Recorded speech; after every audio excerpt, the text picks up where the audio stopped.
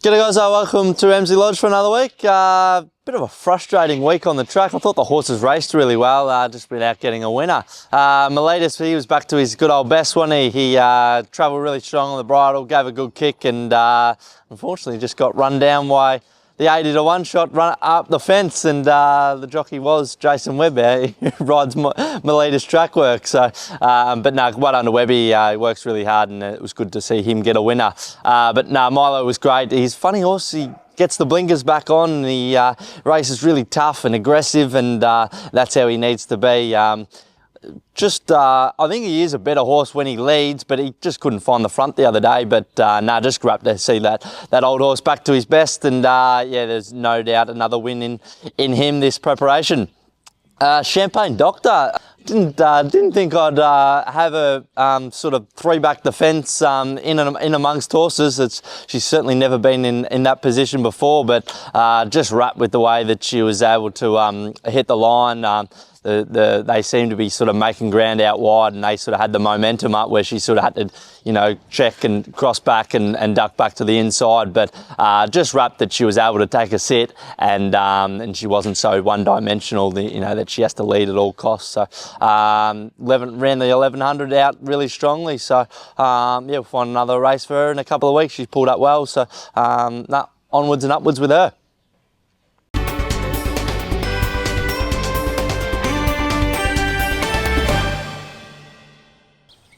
Champagne Sabre will take him to Avoca on Saturday. He's running the other day at Geelong. I thought was fair.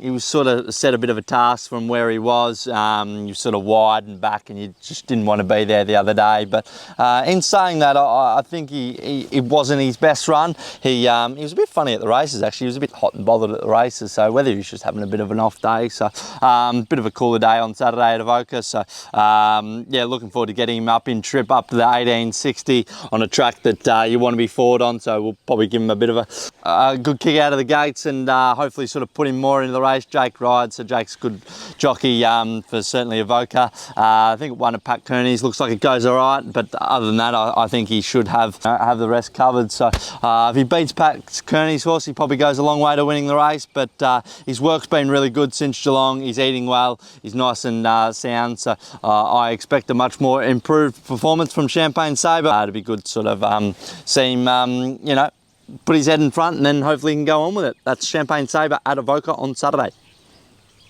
We'll take Tango Jewel back to the races. She's in at Avoca on Saturday, 1200 metre benchmark 64. Again, it's one of the heats of the aspirant for the aspirant final, so I need to run 1-2 to qualify. Her trial was really good the other day. She's probably just a little bit sort of soft late, but the jockey that she was carrying probably about 20 kilos more than the winner of the trial. So that's probably, in fairness to her, she probably did a good job. We give her another jump out here at the farm on Tuesday, so that should have her cherry ripe for Avoca on Saturday. Avoca's a really on-speed track that you sort of, you want to be in the first couple, and knowing this horse, you can see that how well she jumps out of the gates, and she likes to be out in front dictating a race. So she's drawn good gate, gate 3, Jake Noonan or rider. I expect a pretty forward run from her first up. She just didn't come up last prep. I'm not really sure what it was, but we gave her a good break. Steely Hustler was probably the same. Steely Hustler's come back in really good form this time in. So, really looking forward to getting her back to the races. She's a city winner, so, if she's, close to her best, then she should be right around the market of Avoca on Saturday. Got Miletus in on Monday at Yarra Valley. Just tossing up whether to go up in trip to the mile and quarter. There's a 1950 at Yarra Valley, or stick at the mile. Jockey the other day said he wouldn't have any troubles going up a little bit in trip, so we'll give him a gallop in the morning, see how sharp he works. If he works up nice and sharp, we might keep him at the mile. If he gallops up like he's looking for that little bit of extra distance, then we'll go to probably Yarra Valley on Monday. But he's pulled up super from that race, which is always good for an old horse like him. And he's going great. He looks good, so there's no reason why wherever we take him, he won't really run really well.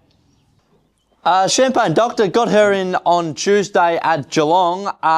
It's an 1100 metre 64, so and I think the rail's out, so they'll probably only run 11 or 12. So whether she'll get a run, she still is quite lowly rated. So, but you know, if she does happen to get a run, then I think she'll go really well at a decent price too. So.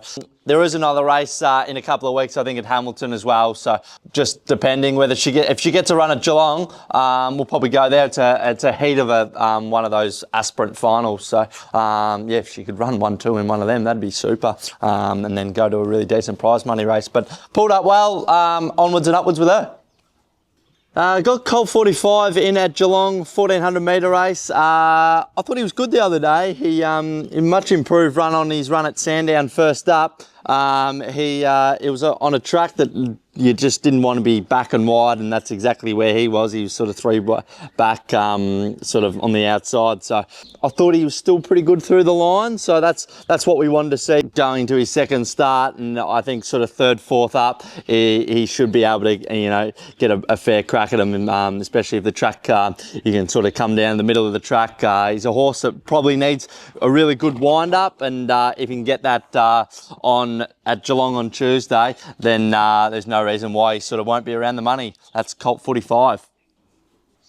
Got Steely Hustler in at Geelong on Tuesday also. Probably going to go up to the 1500 with her. She's a horse that it's really obvious that when she's able to lead and dictate a race and even just sit outside the leader in free air, her form is really consistent, and yeah, she either, you know, wins or runs a place. So as she gets up in grade, she's probably going to have to learn how to run a mile, where she can sort of jump away, lead, dictate a race, and then give a good kick, where over a shorter trip there's probably going to be horses that are going to take her on over that trip. So we'll go up to the 1500. She won really well at Geelong the other day. She was still holding that horse, I thought, on the line, and even through the line the jockey sort of couldn't pull her up. So I don't see any reason why she won't be able to, you know, run a strong, certainly, you know, 1500, but yeah, horse that's pulled up really well. She looks great, she's eating well, so there's no reason why her form won't continue. That's Steely Hustler. Got Tori's D in at Geelong on Tuesday also. 1100 metres, he's a bit of a hit in the face. He's a 1000 metre horse, but I know last time in we gave him that run over 1100, and then when we brought him back to the 1000 metres, he was pretty cherry ripe. So he's a funny horse. He's never had any gear on, so as an older horse, it might be something to think about later on in his prep. But he's a horse that he never does too much first up. He's always a horse that he always looks after himself. He always carries that little bit of condition, but yeah, and it's probably why he's able to have those really long preps and real consistent preps once he sort of finds that form. So I was happy enough with him first up, give him a good tough run over 1100, drop him back to the 1000, and he'll be cherry up. That's Tori's D.